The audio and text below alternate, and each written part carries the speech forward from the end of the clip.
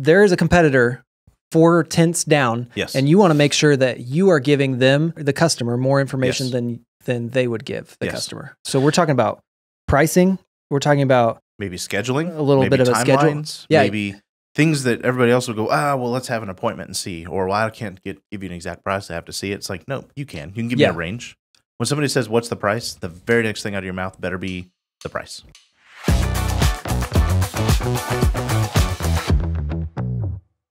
Welcome to the Maven Marketing Podcast. Today is Maven Monday. This is the place where we answer your real-life marketing questions so you can grow your business, eliminate waste in advertising, and achieve the big dream. I'm your host, Brandon Welch, and I'm here with my co-host, Caleb Agee.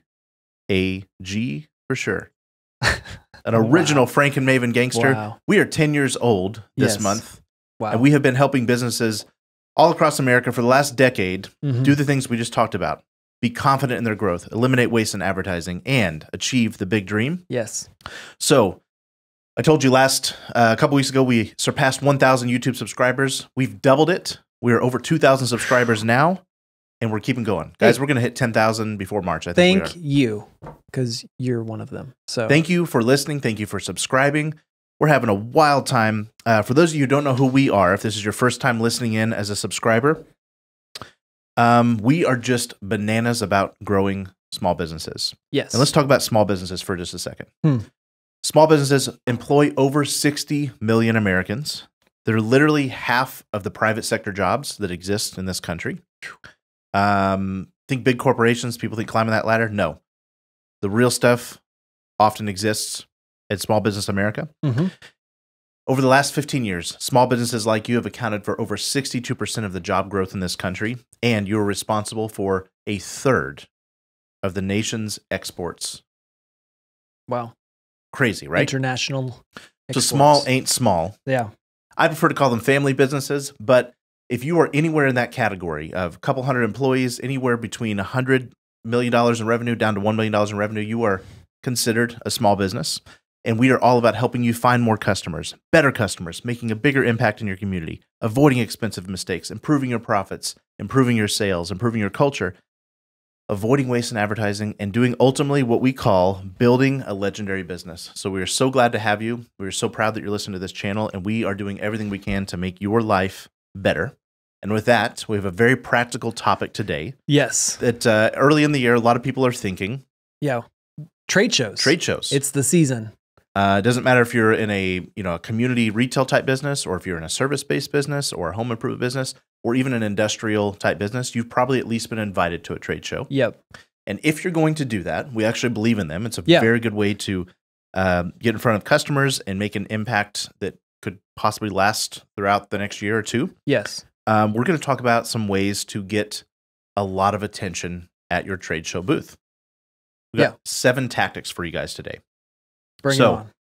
Are you ready? Let's just jump right in. Yes. So we've all been to trade shows. We've all been to these industry-related things. We walk the aisles. We get the swag. We get the little bag. We eat some popcorn. And generally, it's a good time. It's fulfilling. It's a good way to maybe network. But that's what people are doing. Most of them are walking around browsing. And we want you to get a few more of them buying, or at least leaning in to buy someday soon and buy from you specifically. Yeah. So the 7 tactics we're going to talk about are paying up for placement, giving insider info, winning over the inside champion, making sticky swag. No, I'm not talking about slime and silly putty. Yeah. But we're going to talk about sticky swag. Dynamic displays, doing a giveaway or a sweepstakes, and hiring extroverts. First one of these. Okay. Probably the event organizer comes to you and says, you should be in our trade show, and here's our booth cost, and it's only $500. And you're going, okay, cool. I guess I'll take a booth. And you're like, and you probably don't think about it. If you've not done this before, you're not like really big into trade show strategy. You're not thinking about this maybe until the week or two before you have to go on the weekend and set up. Yeah. What I would highly encourage you to do, whether you've done this lots of times or whether you are just now getting started, is to book your booth early. Look for the events coming up in the next year you could be a part of, and put your name on the high visibility spots. And with that, pay up for higher, better visibility booths. Yeah. Yeah. There is advertiser fatigue that sets in by about the 30th place somebody walks by. Yeah. And so when they first come in, they're fresh, they're open to conversations. And if you're one of those like 30 booths they pass by, otherwise they've kind of been pelted and they've been, kind of beat over the head by everybody's, hey, and so what you want to do is get early attention from that traffic, and that's often going to be a more expensive booth. But ask them, where's the main entrance? And I want to be as close to that main entrance as I can. And if you have to pay up, if you have to double or triple or even quadruple the fee to be there, it's probably worth it because on the grand scheme of the impact you're going to get out of that, it's probably a minimal increase, even if you're paying $2 or $3 grand for the spot. Oh yeah, that's good. Fair? That's good. Number 2 is give insider info. So a lot of times in any sales situation, we're often trying to tuck away the good news behind a little curtain. Yes. And so when somebody comes to this booth, your goal is to give a little bit more than your competitor would down the lane. I say street. It's like a little shanty town, right? Yes. There is a competitor 4 tenths down, and you want to make sure that you are giving them the customer more information than they would give the customer. So we're talking about pricing. We're talking about maybe scheduling, a little bit of a schedule. Yeah. Maybe things that everybody else will go, well, let's have an appointment and see. Or, well, I can't give you an exact price. I have to see it. It's like, no, you can. You can give me a range. When somebody says, what's the price? The very next thing out of your mouth better be the price. Amazing. Yeah. Even if it's a starting at. Most projects end up being $5,000. Yes. Those start at $300 a piece. Yes. And you can go low and you can just say, now we got to figure out what you exactly want. And that could vary the price a little bit. When can I come out? Yep. But the other guys are going to set an appointment. I've had a lot of home improvement people over the years do so well with this. Contractors are the worst about wanting to come and give you a big sales pitch in your home. And so we actually literally print off this price ballpark sheet, and we have a big disclaimer that says subject to change for any number of reasons, basically. But we say, based on the information you give us, how many do you want? About how big is your home? Or tell me the materials of your deck you want to have replaced or whatever. And they leave with this like ballpark estimate. And it says to get your final price, call and set the appointment. And if you present this, you get X amount of dollars off. Great. So you were the guy they trusted because you didn't try to withhold information from them. You made them feel comfortable with the process. You gave them a tangible thing to come back to you with that probably nobody else did. And it's just a home run. So give insider info, whatever that means. I don't care if you're manufacturing, if you're some sort of other industry, find something that everybody else is withholding and give it to them up front. 3. Win over the inside champion. The inside champion. Tell us who the inside champion is. Okay. In any place, organization, structure, unit, community, there is an inside champion. In our office, if you want to get to any of us, Riley is your inside champion. You better know what Riley likes to drink for coffee. She can be won over. Yeah. You better know she likes wiener dogs. You bring her a, vest for her wiener dog that you've bought at, some pet fair or something. Yeah. You're going to get anything you want. Oh yeah. Right? Oh yeah. But the point is here, we all think we're trying to get to the decision maker. And if you're talking to retail customers of any, middle-aged variety, it's their kids. Yes. Or their dogs. Yes. Or if you're trying to reach the male homeowner or whatever, it's the wife.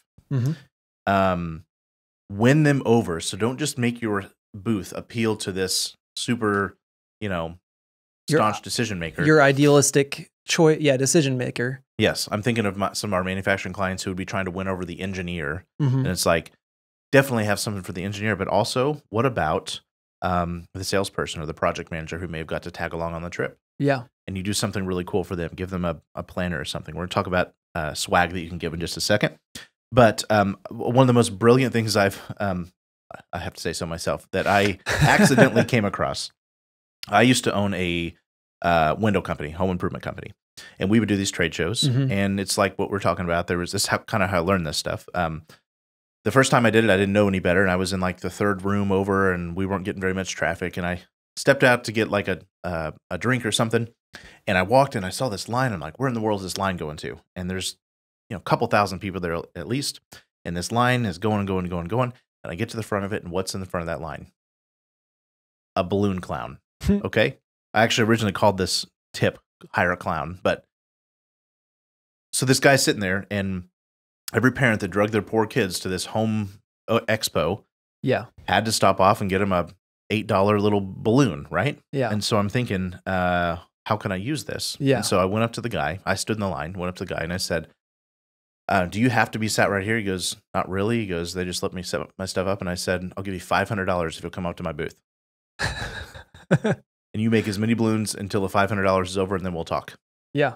And so I did that. And the next morning, for the next day of the home show, he came up and we were making balloons left and right. And I had people in the third room over, like the line wrapped around the place to my booth. And I was selling windows. Like I didn't have any, they didn't want windows, but guess who they thought of? And we wrote little, the name of my company on that, that balloons. And so they left. And so I gave out probably 150 quotes that day, and probably, I don't know, I probably made $50,000 to $100,000 in sales in the next 6 to 8 weeks off of that. Yeah. And here's the thing. I talked to the inside champion. The parents were like, oh my gosh, we got to go get the balloons. And then while they're, well, I kind of sort of need windows, right? Not every one of them, but. Yeah. I'd be curious, how much would that be?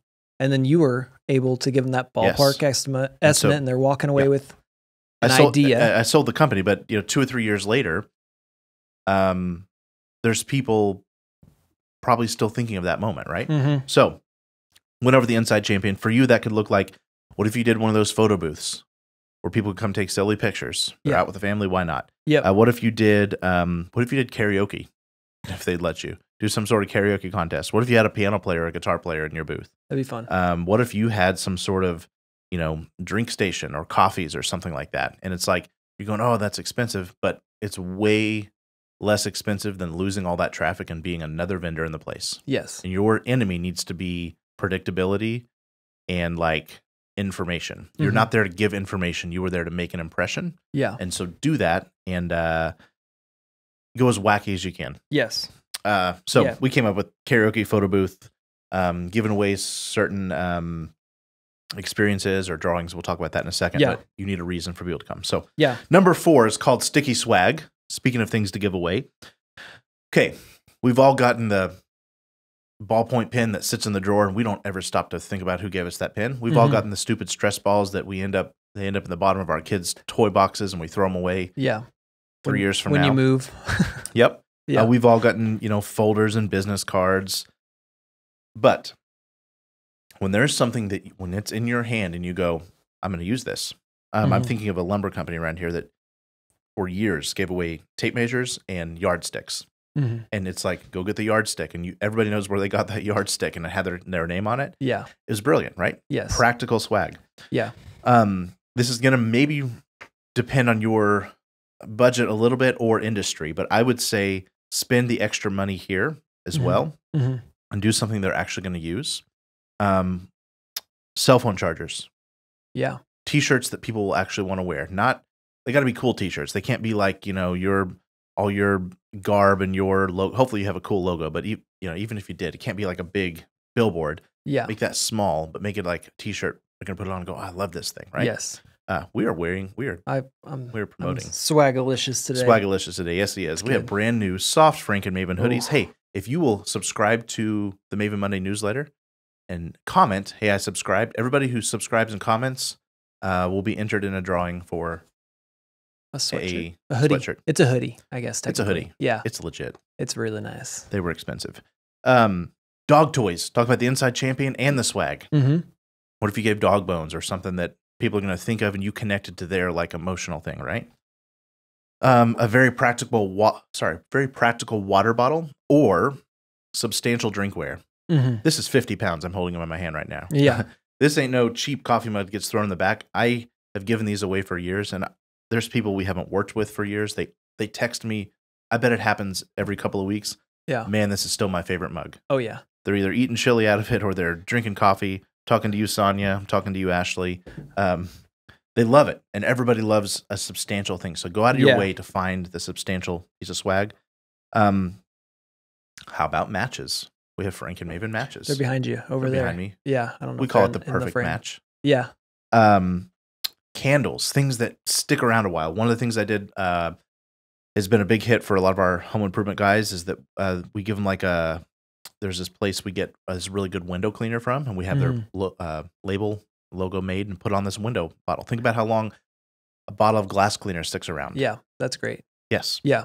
Something with utility to it and something that's either cool or they're going to talk about. And it takes like extra effort, but I promise you it's worth it. Mm-hmm.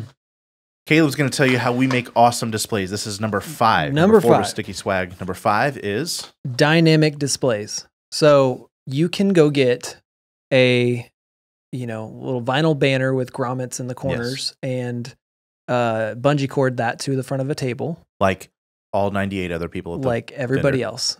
You put a stack of business cards. Put one brochures. behind you in the booth, and one on the front of the table, or maybe you got a tablecloth. We want a little fancier. Yeah, that would be a little much. But what we want is we want you to have a display that stands out from the rest. Yes, and I know we're talking about spending, like if we're being honest, we're talking about spending more money than you probably would have spent. We just took your trade show budget from $1,500 to probably $5,000 to $10,000. Yes. But hear me out. Yeah. Hear us out. You need to do the math, and we can talk about this later, but you need to do the math as far as if you can get 5 more customers to convert, if you can get 10 more customers to convert because you are making a difference, is a big change. As far as displays, there are probably local sign companies in your area. You could also, one online we use is Ace Exhibits. They're great. They're really great. I think last I checked, they do, like a 3-day turnaround on anything. Fantastic. And you can do overnight shipping. So, a lot of businesses don't plan ahead and you get the 1 week notice. Hey, can we get this here? Yeah. Think Las Vegas. Like when you show up to Las Vegas, there's nothing that doesn't look amazing, right? Yeah. Yeah. And you want to be the one that stands out and everybody goes, I don't know who that is, but they got it going on. Yes. Because here's the thing. Cheap displays attract cheap customers. Mm. You don't want cheap customers, so don't make a cheap display. Know what I'm saying? Ace Exhibits, a couple grand, you're going to have the biggest, baddest thing there. Yeah. You get stuff to hang from the ceiling. Use your imagination, but spend And if you invest in a good one, it's going to last a while. Yeah. Take care of it, and that's a one-time expense. You're going to buy that cheap that $250 piece of vinyl 10 times over, probably every year you do one. So buy a good one. 6, while you're at it, do a giveaway or a sweeps.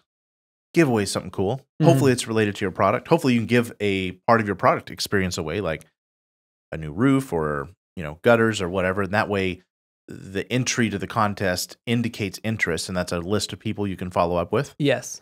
But you're going to want to do, obviously click name, phone number, email to get in there, and then a little box that checks permission to put them on your email list. Yeah. Use your yesterday marketing tactics. You can find in the Maven Marketer for doing that. Yeah. But these become people that somehow get bonded to you because you gave them a little bit of emotional jolt by the excitement of being in something. Yeah. You can do spin the wheel. Those are popular. You can do just the good old fashioned fishbowl. You can do a text to win software you can find online. I like this one. Do you have a jingle? If you have a jingle, you can say, come up here, sing our jingle, put them on Facebook singing your jingle, and then do a like and share contest. Say whoever gets the most likes and shares gets $1,000 because you sang our jingle. Yeah, a little social virality going on there. Dude. It works really well, I bet. Oh my gosh. Yeah. You get some 3-year-old come up and singing your jingle, and then mom goes home and tells all the cousins and aunts and uncles, and now you got 97 people seeing your business. Grandma shares it with all her friends who share it with all their friends. Oh, we would charge a lot of money for that idea, but we just gave it to everybody for free. There you go. Yes. Cool. That's number 6. Do a giveaway or sweeps. Last. Hire extroverts. Extroverts. We are talking about the people that can talk to a wall. Yes. Not in an annoying way. Talking to you, Mackenzie. Talking to you, Mackenzie. I think that's what she would say about herself. Yeah. She said it about herself. Yeah, they need to not be sitting back in the booth behind the table with the tablecloth, waiting for somebody to come to them. They are, hey, and there is a bubbly, excitable personality about them because every single moment, every single impression with your company is something they're going to take away from that. And if they're like, Eeyore, I could get you a price if I came to your house. Well, somebody's got to do it. Yeah. Might as well be me. Yeah. So, do not put your quiet, sweet receptionist in this lion's den of thousands of people.